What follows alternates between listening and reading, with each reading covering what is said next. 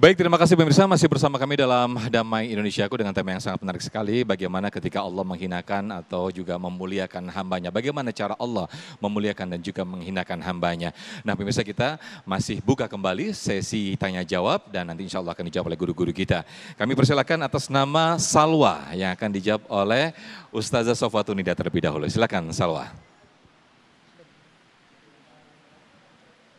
Bismillahirrahmanirrahim. Assalamualaikum warahmatullahi wabarakatuh. Waalaikumsalam warahmatullahi wabarakatuh. Terima kasih sebelumnya atas kesempatannya. Perkenalkan nama saya Salsa dari Salsa ya, iya, oke. dari Pondok Gede, Bekasi. Saya izin bertanya kepada Ustazah. Tadi sudah dijelaskan tentang tentang orang yang dihinakan oleh Allah. Ciri-cirinya adalah salah seduanya, ada yang terjerumus kepada kemaksiatan dan juga kufur nikmat. Pertanyaan saya adalah, apakah hilangnya nikmat dalam beribadah itu merupakan salah satu cara Allah dalam menghinakan hambanya? Lalu apakah dosa hamba yang telah dihinakan bisa untuk diampuni? Serta bagaimana cara untuk mendapatkan dan merasakan pengampunannya? Sekian, terima kasih.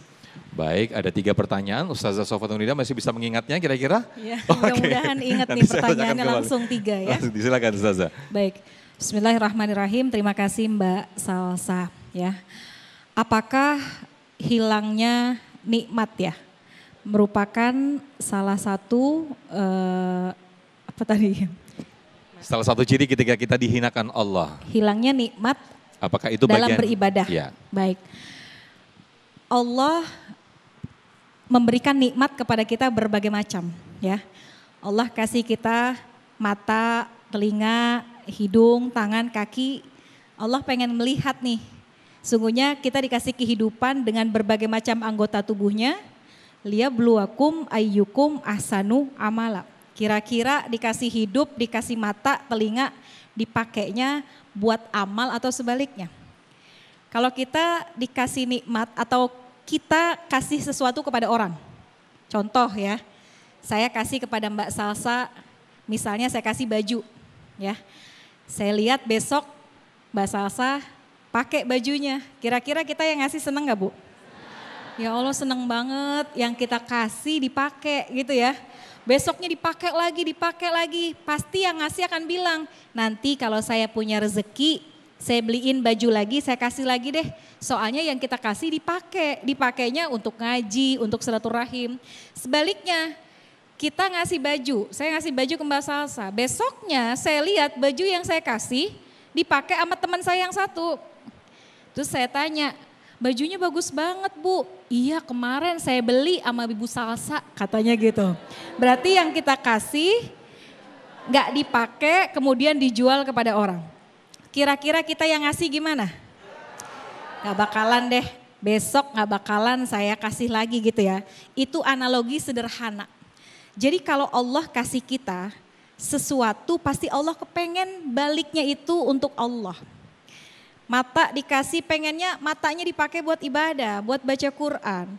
Dikasih tangan, kaki pengen dipakai dalam jalan ketaatan. Tapi manakala hilang rasa itu ya kayaknya agak berat untuk mengerjakan ibadah kepada Allah. Coba kita bermuhasabah. Seperti tadi Syekhuna mengajarkan, sering-sering kita bermuhasabah. Oh kayaknya badan saya, tangan, kaki saya lebih sering saya pakai untuk maksiat.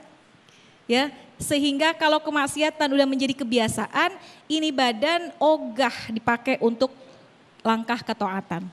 Gitu. Jadi kalau kita merasa bahwa kayaknya diajak untuk beribadah kok susah. Nih mata dipakai buat baca Quran kok males ya. Dipakai buat sholat kok kayaknya enggak bergerak. Maka kita evaluasi, oh mungkin banyak langkah-langkah kemaksiatan yang masih kita lakukan sehingga anggota tubuh kita enggan dipakai untuk mengerjakan ketaatan kepada Allah. Itu yang pertama. Yang kedua izin tadi pertanyaannya. Bagaimana ketika kita dihinakan apakah itu ada ampunan dari Allah Subhanahu wa taala begitu ya Mbak Salsa ya? Oh kalau kita dihinakan apakah masih ada potensi untuk diampuni oleh Allah? Allah begitu ya? Maha Pengampun. Ampunan Allah sangat luas, ya. Ampunan Allah sangat lebar. Malam yugharghir. Selama kita mohon ampun sama Allah, Allah pasti Maha Pengampun asalkan dosa kita, ya. Artinya bukan termasuk dosa syirik. Kalau dosa syirik kita harus benar-benar bertaubat kepada Allah. Bertaubat dan berjanji untuk tidak melakukan lagi dan meninggalkan perkara-perkara yang bisa menjerumuskan kita dalam perkara dosa besar.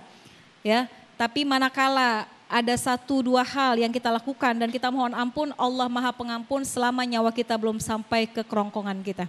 Makanya setiap hari kita biasakan Bapak Ibu baca istighfar gak kurang dari 100 kali untuk menghapus. Mohon kepada Allah supaya Allah hapus dosa-dosa kita karena seringkali kita tergelincir dalam dosa-dosa kecil.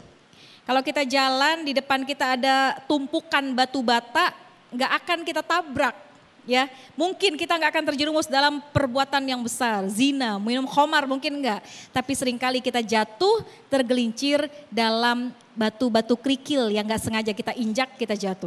Tapi Allah Maha Pengampun, maka kejarlah ampunan Allah. Baik, amin. Mudah-mudahan kita semua mendapatkan ampunan dari Allah Subhanahu wa taala. Nah,